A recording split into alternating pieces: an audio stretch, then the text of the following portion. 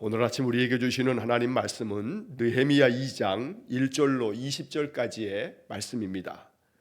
느헤미야 2장 1절로 20절까지의 말씀을 봉독하겠습니다.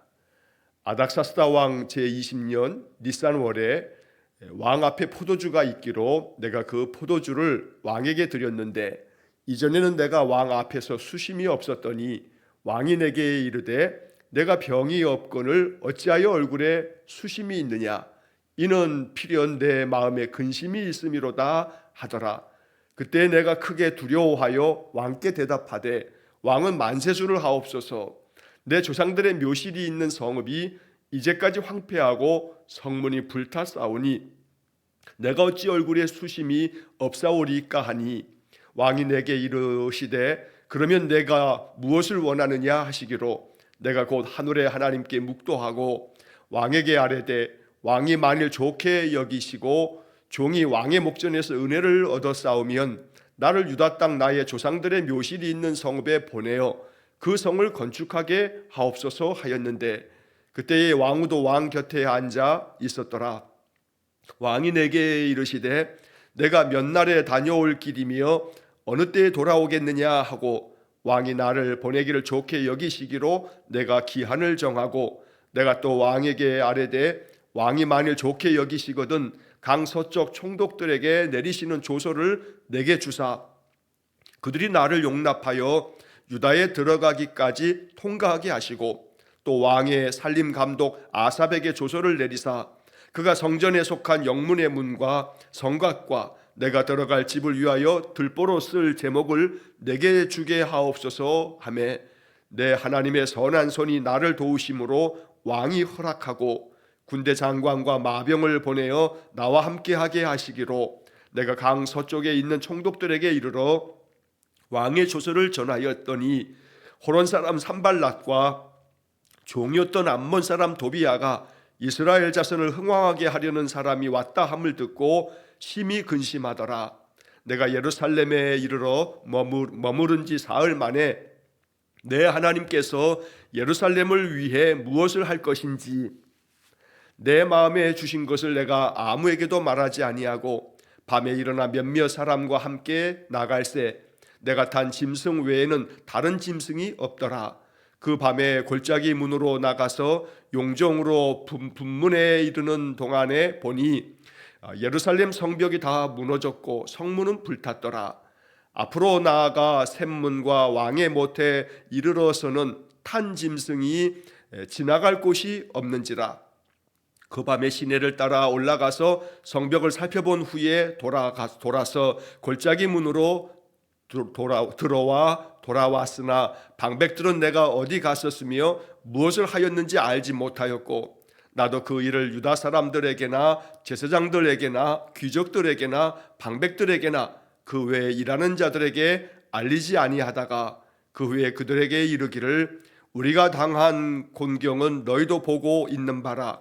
예루살렘이 황폐하고 성문이 불탔으니 자 예루살렘 성을 건축하여 다시 수치를 당하지 말자 하고 또 그들에게 하나님의 선한 손이 나를 도우신 일과 왕이 내게 이른 말씀을 전하였더니 그들의 말이 일어나 건축하자 하고 모두 힘을 내어 이 선한 일을 하려 하며 호론 사람 산발랏과 종이었던 암몬 사람 도비야와 아라비아 사람 게셈이 이 말을 듣고 우리를 업신여기고 우리를 비웃어 이르되 너희가 하는 일이 무엇이냐 너희가 왕을 배반하고자 하느냐 하기로 내가 그들에게 대답하여 이르되 하늘의 하나님이 우리를 형통하게 하시리니 그의 종들인 우리가 일어나 건축하려니와 오직 너희에게는 예루살렘에서 아무 기업도 없고 권리도 없고 기억되는 바도 없다 하였느니라.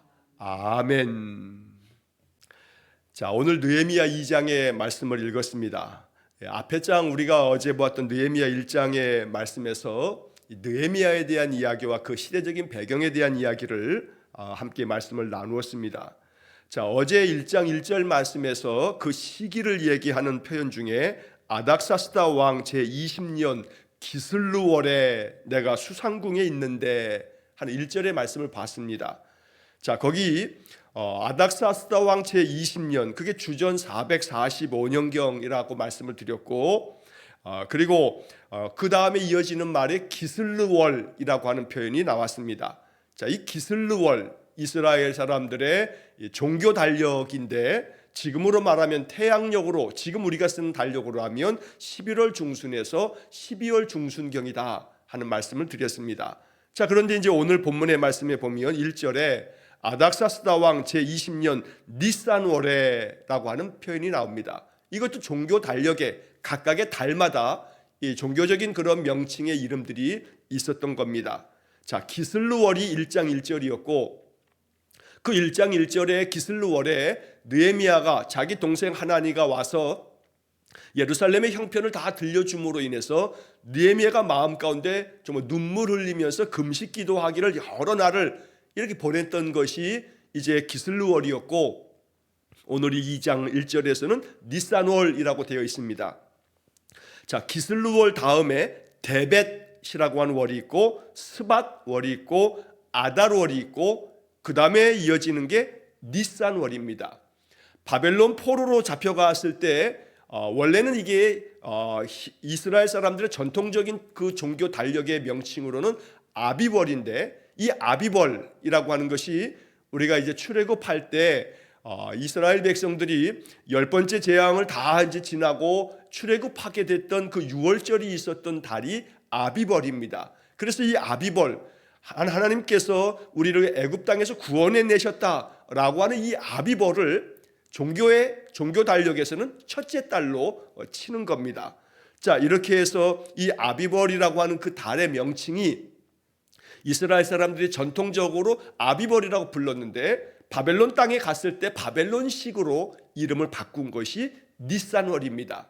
자, 그래서 요약하자면 1장 1절에 느헤미야가 예루살렘 소식을 전해 들었던 기슬루월부터 니산월까지는 넉 달의 그 차이가 있는 겁니다. 기슬루월, 데벳월, 스밧월, 아달월, 그리고 넷째 달이 지나면 니산월, 이렇게 되는 겁니다. 자, 그래서 이 느헤미야가 넉 달 동안에 이 예루살렘 소식, 그 고국 땅의 소식을 들으면서 계속해서 기도하고 눈물 흘리고 또 금식으로 기도하기도 하고 이랬던 시간들이 지나가고, 넉 달 만에 이 니산월에 왕 앞에 포도주가 있기로 내가 그 포도주를 왕에게 드렸는데 이전에는 내가 왕 앞에서 수심이 없었더니, 자, 이전에는 왕 앞에서 그렇게 근심할 일이 없었는데 예루살렘 고국 땅의 이야기를 듣고 난 다음부터는 이 느헤미야의 마음에 수심이 떠날 날이 없었던 겁니다.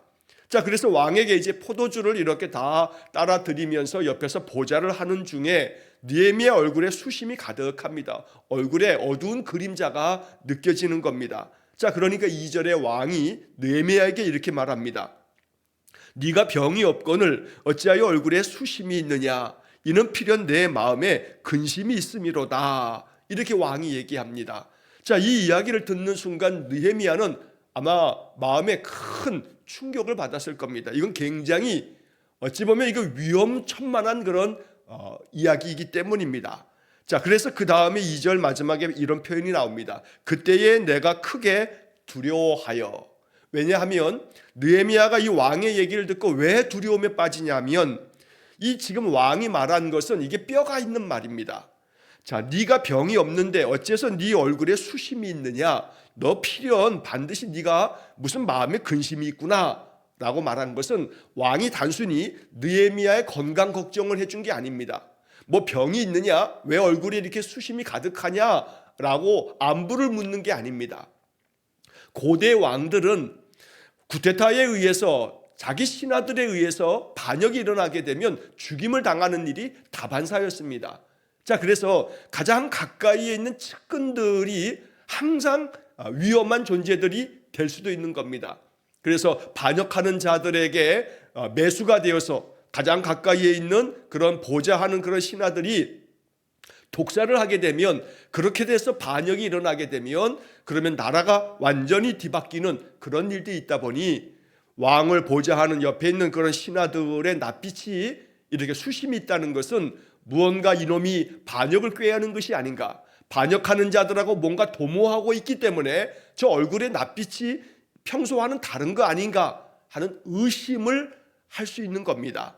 그래서 여기 지금 이 2절의 이야기는 이 아닥사스다 왕이 느헤미야를 신뢰하기 때문에 의심스러운 마음으로 얘기한 건 아니지만, 그러나 느헤미야의 마음속에는 왕이 나에 대해서 반역을 꾀하고 있는 거 아니냐라고 하는 그런 생각을 조금이라도 품고 이런 얘기를 하시는 것 같은 느낌도 들어서 느헤미야가 마음에 크게 두려워했다라고 하는 표현을 2절에 써놓고 있는 겁니다.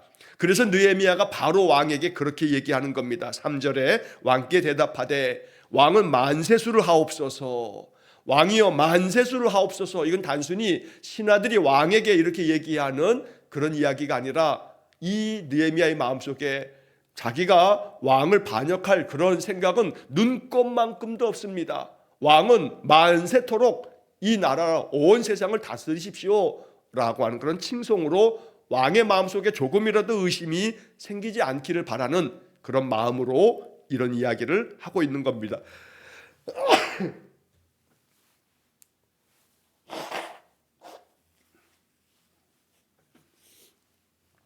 그런 마음으로 이런 이야기를 지금 하고 있는 겁니다. 자, 그러면서 이제 느헤미야는 자기 변명을 합니다. 내 조상들의 묘실이 있는 성읍이 이제까지 황폐하고 성문이 불타싸우니 내가 어찌 얼굴에 수심이 없사오리까. 내가 이렇게 수심이 있는 까닭은 왕이시여 다름 아닌 우리 조상들의 묘실이 있는 저 예루살렘 성읍이 아직까지도 황폐하여 있다는 소식을 듣고, 성문도 그 옛날 바벨론 시대에 불타버렸던 성문이 그대로 있다는 얘기를 전해 듣고 내 마음에 근심하여 이렇게 얼굴에 수심이 있는 겁니다 하고 이렇게 자기 마음을 왕에게 이야기를 하는 겁니다. 자, 그러자 아닥사스다 왕이 느헤미야를 아주 그래도 마음 가운데 좋게 여기는 까닭에 4절 말씀에 왕이 느헤미야에게 이렇게 대답합니다. 그러면 네가 무엇을 원하느냐? 네가 원하는 게 뭐냐? 하고 묻습니다. 자, 이것도 참 굉장히 놀라운 일입니다. 왕이 신하가 근심한다고 그 근심하는 그 수심이 가득한 얼굴을 풀어주겠다는 마음으로 네가 뭘 원하냐라고 하는 묻는 이야기는 왕으로부터 정말로 신임을 받는 신하였구나라고 하는 것을 우리가 알 수가 있습니다. 자, 그러자 그 다음 이어지는 느헤미야의 반응이 정말로 중요합니다.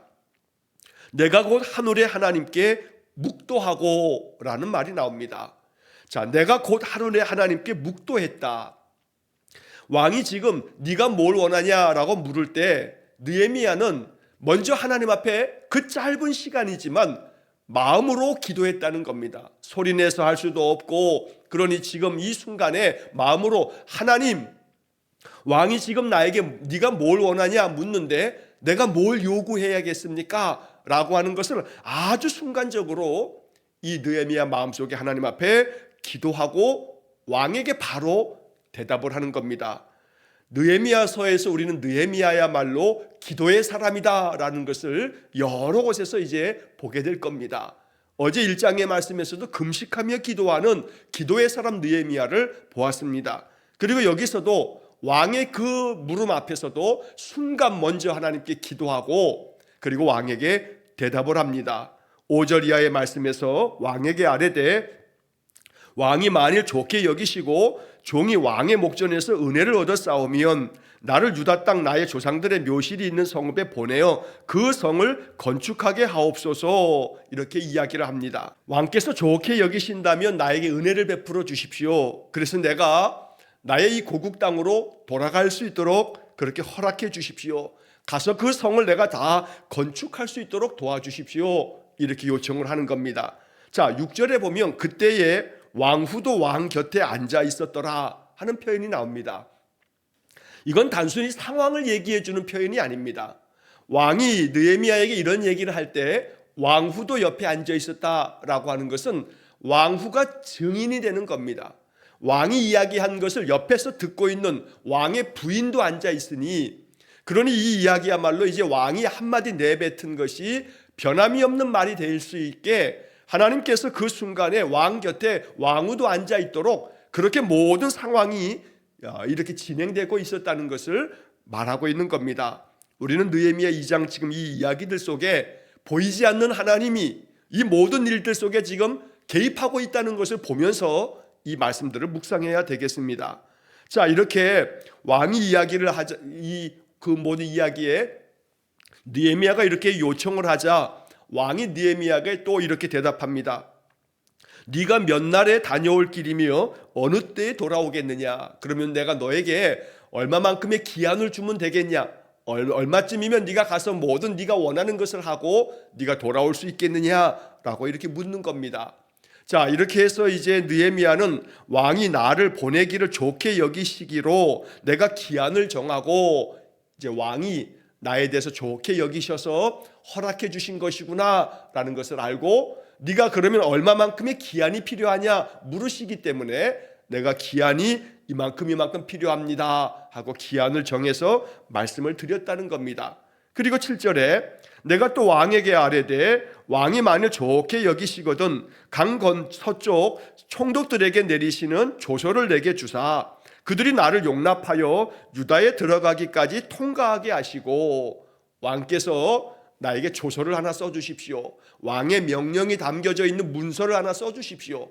그래서 내가 저 유프라테스 강을 건너서 저 예루살렘까지 가는 동안에 그 강 서쪽에 있는 그런 거기에 총독들에게 왕이 이렇게 나를 허락해 주신 것이라고 잘 그 모든 길을 통과할 수 있도록 왕의 그 명령이 담긴 조서를 내게 써주십시오. 그래서 내가 예루살렘까지 가는 그 모든 길을 잘 통과할 수 있도록 그렇게 해주십시오 라고 요청을 합니다. 그리고 그뿐만이 아니라 8절 말씀에 보면 왕의 살림 감독 아삽에게 조서를 내려주십시오. 그래서 그가 성문에 속한 영문의 문과 성곽과 내가 들어갈 집을 위해서 들보로 쓸 제목을 내게 주게 하옵소서.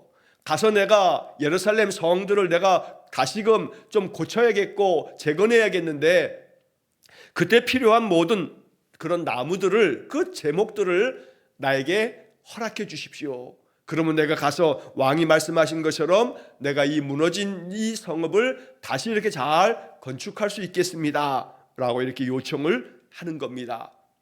자, 이러한 요청을 드리는 이 장면에 대해서 느헤미야 2장 8절의 마지막 부분에 보면 이런 모든 상황 속에 하나님이 개입하셨다라고 하는 이야기를 이렇게 적고 있습니다. 내 하나님의 선한 손이 나를 도우심으로 왕이 허락하고, 왕이 이 모든 느헤미야 요청을 다 허락합니다.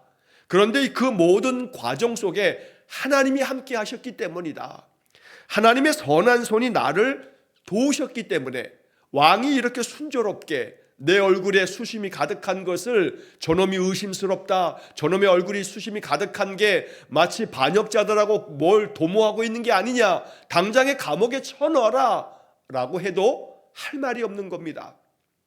아무리 변명을 하더라도 왕이 한번 그렇게 생각을 딱 굳어버리면 죽을 수도 있는 일입니다.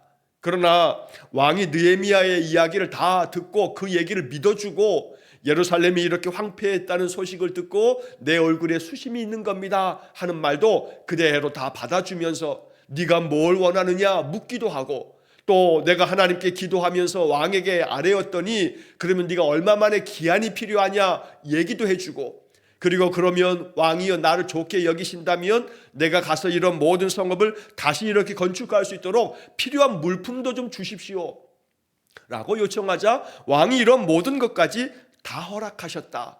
이것은 있을 수도 없는 일이니 이것은 하나님이 도우신 거다. 그래서 이 표현에 하나님의 선한 손이 나를 도우셨다 이렇게 고백하는 겁니다. 자, 이 하나님의 선한 손이 나를 도우셨다는 이 표현을 우리는 에스라서를 우리가 이미 앞전에 읽으면서 하나님의 손이 나를 도우사, 하나님의 선한 손이 나를 도우사라고 하는 표현을 에스라서에서 여러 번 본 적이 있습니다. 그래서 학자들은 이 느헤미야서도 에스라가 기록했을 거다라고 이렇게 주장하고 이야기하는 학자들도 많이 있는 겁니다. 자, 여기 하나님의 손이 나를 도우셨다, 그 선한 손이 나를 도우셨다. 우리는 이 말씀을 마음 깊이 새기고 마음에 소망하며 기도하는 것은 나의 인생 속에서도 하나님이 이렇게 도우시는 것을 내 마음이 느낄 수 있도록 우리 기도해야겠습니다.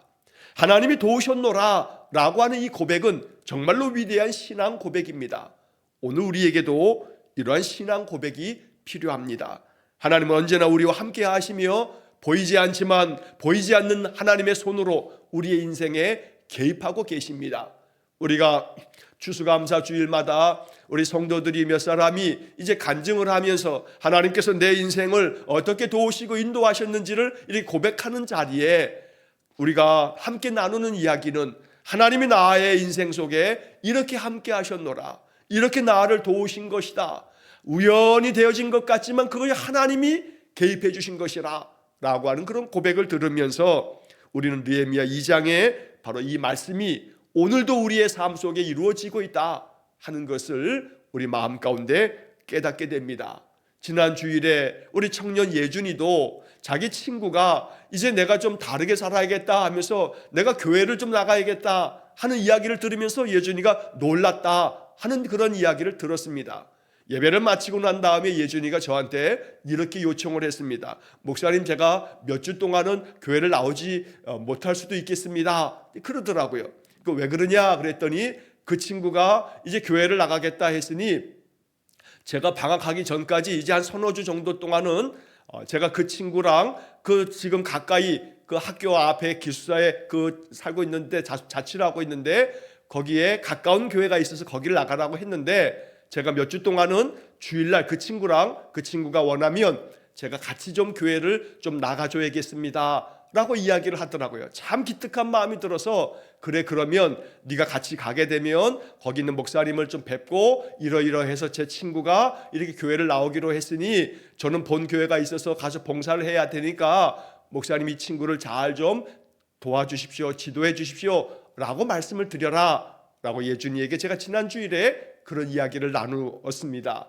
하나님께서 이렇게 우리의 삶 속에 하나님이 함께 하셨다라고 하는 것을 느낄 수 있도록 만들어 주시는 것, 이거 하나님이 느헤미야에게만 이루어지는 일이 아니라 오늘 우리의 삶 속에서도 이루어지는 그런 일이라고 고백하는 것입니다. 자, 이렇게 하나님의 선한 손이 느헤미야를 도우심으로 인해서 9절 말씀에 보면 아닥사스다 왕은 군대 장관과 마병까지 보내서 느헤미야를 호위하도록 도와주었던 겁니다. 그래서 군대 장관과 마병을 보내어 나와 함께 하게 하시기로 내가 강 서쪽에 있는 총독들에게 이르러 왕의 조서를 전달하였더니, 이렇게 왕의 조서를 전달해 주면서 이 느헤미야가 어려움 없이 예루살렘까지 이렇게 갈 수가 있었던 겁니다. 자, 이렇게 순조롭게 모든 것이 진행되어지면 얼마나 좋겠습니까? 그러나 이렇게 순조롭게 하나님이 선한 손이 도우시고 계시지만 그럼에도 불구하고 또 여러 가지 방해가 없는 것이 아닙니다. 자, 10절 말씀에 호론 사람 산발랏과 종이었던 암몬 사람 도비아가 이스라엘 자손을 흥왕하게 하려는 사람이 왔다 함을 듣고 심히 근심하더라. 자, 여기 10절에 산발랏과 도비아라고 하는 사람이 나옵니다. 그리고 이제 저 뒤에 19절에 보게 되면 이 산발랏과 도비아뿐만 아니라 게셈이라고 하는 사람이 나오는데 이 세 사람이 주동이 돼서 예루살렘 성벽을 재건하는 이 과정 속에 이들이 주축이 돼가지고 굉장히 많은 또 방해가 있었습니다. 이 산발랏, 도비아, 게셈이라고 하는 이름이 이제 그 뒤에 여러 차례 반복이 되는데 악한 자들의 이름입니다. 방해하는 자들이고 하나님의 그 백성들의 일을 계속해서 회방하는 자의 이름입니다. 자, 그들은 이스라엘 자손을 흥왕하게 하려는 사람이 왔다 함을 듣고 심히 근심하더라. 쉬운 성경에 보면 이들이 굉장히 기분 나빠했다 하고 번역을 합니다.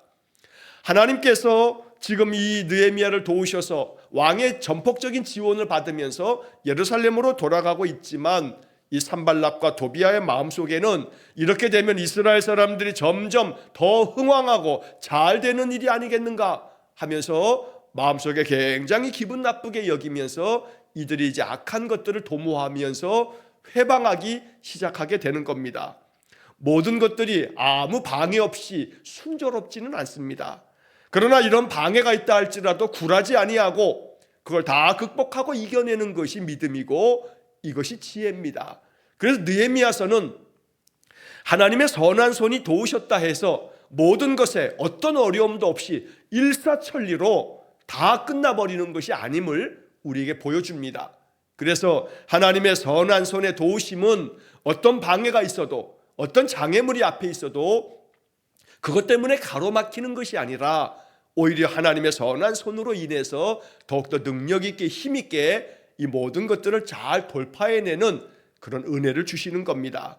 자, 그래서 11절 이하의 말씀에 이제 느헤미야가 예루살렘에 도착을 합니다. 그리고 사흘 동안에 이제 예루살렘의 모든 형편을 돌아보게 됩니다. 12절에 보면 내 하나님께서 예루살렘을 위해 무엇을 할 것인지 내 마음에 주신 것을 내가 아무에게도 말하지 아니하고 밤에 일어나 몇몇 사람들과 함께 나가서 이제 모든 예루살렘의 그 한 곳 한 곳을 다 다니면서 그 현장을 살펴보게 되는 겁니다. 여기서 12절에 이 기록된 말씀에 느헤미야는 마음속에 이렇게 고백한 겁니다. 내 하나님께서 이 예루살렘을 위해서 내가 뭘 해야 할지 내 마음에 주신 것. 느헤미야의 마음속에 이렇게 하나님이 뭘 해야 할지를 느헤미야의 마음속에 담아주신 겁니다. 기도의 사람에게는 이런 은혜를 주시는 겁니다. 하나님의 기도의 응답은 다름 아닌 내가 이렇게 기도하면 내가 무엇을 해야 하겠다 하는 무엇을 할 것인지 마음속에 주시는 것, 이게 하나님의 기도 응답의 방식이라는 겁니다. 느헤미야는 그렇게 응답받은 겁니다. 내 하나님께서 내가 예루살렘을 위해서 무엇을 해야 할 것인지를 내 마음에 주셔서 그 마음에 주신 것을 아무에게도 말하지 아니하고 사흘 동안에 예루살렘의 곳곳을 다니면서 형편을 살펴봤다는 겁니다. 그래서 13절부터 쭉 이어지는 표현이 바로 그겁니다. 예루살렘의 여러 문들을 지나다니면서 골짜기 문, 용정에서 분문에 이르는 동안에 예루살렘 성벽이 다 무너져 있고 또 불타있는 채로 그대로 여전히 남아있는 모든 것들을 보면서 그 예루살렘을 계속해서 순찰합니다. 말 타고 가는 이런 길에 그 길이 너무나 좁아서 짐승을 타고 간 짐승이 지나갈 수 없을 만큼의 협소한 곳도 있어서 밤새도록 그 시내를 따라 모든 성벽을 다 살펴보고 난 다음에 돌아왔다 하는 이야기를 이어서 15절에서 말씀합니다. 그리고 16절에서 방백들도 또 어떤 누구도 제사장도 그렇고 귀족들도 또 누구도 내가 밤에 어디를 다녀왔는지 알지 못했다. 이 말은 느헤미야가 이런 모든 것들을 순찰하면서 하나님께서 나에게 무엇을 할 것인지 주신 마음을 가지고 이 예루살렘을 곳곳을 살피면서 조용하게, 은밀하게, 사람들이 알지 못하도록 치밀하게 이 모든 것들을 기도하면서 계획하고 있는 겁니다. 일도 하기 전에 내가 이렇게 할 것이니까 예루살렘을 한번 살펴보자 하면서 방백들까지 다 동원해가지고 자기가 모든 것들을 하는 것처럼 그저 순찰하는 이 자리에도 여러 사람들을 다 동원해서 같이 간 것이 아니라, 그래서 마치 내 업적인 것처럼 자랑하려고 함이 아니라 이 느헤미야는 그냥 몇 사람 수행하는 사람들만 데리고 누구에게도 얘기하지 않고 예루살렘을 사흘 동안에 쭉 살펴보면서 이제 이 모든 형편을 파악을 합니다. 그리고 17절 이하에 후에 그들에게 이르기를 우리가 당한 공경은 너희도 보고 아는 바다, 이렇게 말하면서 예루살렘이 황폐하고 성문이 불탔으니 자 이제 이 예루살렘을 건축합시다. 그래서 다시는 우리가 수치를 당하지 맙시다. 이렇게 이야기를 합니다. 자, 그래서 그때에도 그들에게 하나님의 선한 손이 나를 도우신 일과 왕이 내게 이런 말씀을 전하였다. 하나님께서 나를 어떻게 도우셨는지 앞에 나와 있는 1절서부터 이제 그 다음 쭉 8절까지 이어지는 이야기를 이제 느헤미야가 사람들에게 전해주는 겁니다. 하나님이 이렇게 나를 도우셔서 아닥사스다 왕이 나에게 모든 것들을 허락해 주었고 조소까지 써 주심으로써 내가 예루살렘까지 당도했고 이러한 모든 것들을 다시 재건할 수 있도록 물품도 지원해 주셨고 이렇게 하나님께서 우리를 도우셨다, 이런 이야기를 전해주면서 이 모든 이야기를 듣고 그들의 말이 일어나 건축하자 하고 모두 힘을 내어 이 선한 일을 하려 하매, 느헤미야의 이야기를 전해 듣고 이제 많은 귀족들, 방백들, 모든 백성들이 그 이야기를 들으면서 이제 건축하자, 우리가 성벽을 건축하자 하면서 모두 힘을 내었다. 바로 이 이 18절의 이 말씀이야말로 하나님이 역사하신 것이다 라는 것을 알려주게 됩니다. 느헤미야 한 사람이 기도함으로써 기도로 시작됐던 일이 이렇게 예루살렘까지 당도하게 돼서 예루살렘에 살고 있었던 이 먼저 귀환했던 사람들의 마음까지 감동을 주셔서 그래요, 그러면 우리가 일어나서 건축하자 하면서 모두 힘을 내어 이 선한 일을 하게 되었다. 이것이 바로 하나님이 느헤미야를 통해서 이루신 역사입니다. 오늘도 이 역사가 우리의 삶에 이루어지기를 간절히 소망합니다. 우리 마음 가운데 모두 힘을 내어서 나의 인생 집을 믿음으로 잘 짓고 내 일터가, 내가 섬기는 교회가, 또 우리의 삶의 모든 영역이 하나님의 선한 도우심의 힘이 여전히 있어서 그 도움을 힘입어서 우리가 모든 무엇을 해야 할 것인지 하나님이 마음에 주신 것을 이루어가는 복된 삶이 되시기를 간절히 축원합니다. 앞서 10절의 말씀처럼 19절의 말씀에서도 여전히 방해하는 자들은 조롱하고 업신여깁니다. 산발락과 도비아와 게셈이 이러한 모든 얘기를 듣고 우리를 업신여기고 우리를 비웃었다 이렇게 말합니다. 그리고 그들이 하는 말이 너희가 하는 일이 무엇이냐, 너희가 왕을 배반하고자 하느냐, 성벽을 짓는다 하니 너희들이 페르시아 왕을 배반하려고 하는 거 아니냐, 이렇게 조롱하면서 이제 이들이 왕에게 편지를 보내기도 하고 온갖 방해를 하게 되는 겁니다. 하지만 20절에 내가 그들에게 대답하여 이르되 하늘의 하나님이 우리를 형통하게 하시리니 그의 종들인 우리가 일어나 건축하려니와 오직 너희에게는 예루살렘에서 아무 기업도 없고 권리도 없고 기억되는 바도 없다. 이 느헤미야는 위축되지 아니하고 방해하는 자들에 대해서도 이렇게 당당하게 대답하면서 하늘의 하나님이 우리를 형통하게 하실 거다라고 이렇게 선포하고 있는 겁니다. 느헤미야는 이것을 경험했습니다. 아닥사스다 왕이 자기에게 베풀어 주었던 이 모든 것은 하나님의 선한 손이 도우신 것이라는 확신을 가졌습니다. 그래서 방해꾼들이 두렵지 않습니다. 하나님이 우리를 형통하게 할 것이라는 확신을 가지고 이렇게 이야기를 하였던 겁니다. 우리에게도 느헤미야와 같이 어떤 순간에서도 잠시라도 기도하면서 우리 행할 일을 행할 줄 아는 그런 복된 삶이 되시기를 간절히 축원합니다. 하나님께서 언제나 우리의 마음 가운데 무엇을 할 것인지 감동을 주시고 그 모든 것들이 순조롭게 진행되어지도록 하나님이 형통의 복을 주시고 여호와의 선한 손을 언제나 느끼면서 사는 복된 삶이 되시기를 주의 이름으로 간절히 축원합니다. 기도하겠습니다. 자비로우신 아버지 하나님, 여호와의 선한 손이 우리를 도우사 우리의 하는 일마다 하나님 형통하게 하시고 하나님께서 친히 우리 마음속에 무엇을 해야 할 것인지 마음에 담아주시고 하나님이 그렇게 우리를 인도해 주옵소서. 그래서 우리의 모든 인생이 하나님의 뜻을 이루는 그런 삶이며 또 우리의 삶 속에 주시는 복을 마음껏 누리며 사는 우리 성도들 되게 해 주옵소서. 오늘 이 느헤미야 2장의 말씀이 우리 마음 가운데 감동이 되어 느헤미야와 같이 기도의 사람이 되므로 기도에 응답하시는 하나님을 늘 경험하며 사는 복된 믿음의 삶이 되게 해 주옵소서. 예수님 이름으로 기도하옵나이다. 아멘. 우리 구주 예수 그리스도의 은혜와 하나님 아버지의 극진하신 사랑과 성령의 교통하심이 늘 하나님께 기도함으로 하나님의 응답받아 선한 도우심의 힘을 입어 인생의 삶 승리하며 살아가기를 간절히 소원하며 기도하는 머리 숙인 귀한 성도들 위해와 저들 가정과 온 가족들 위해 영원토록 함께 하시길 축원하옵나이다. 아멘.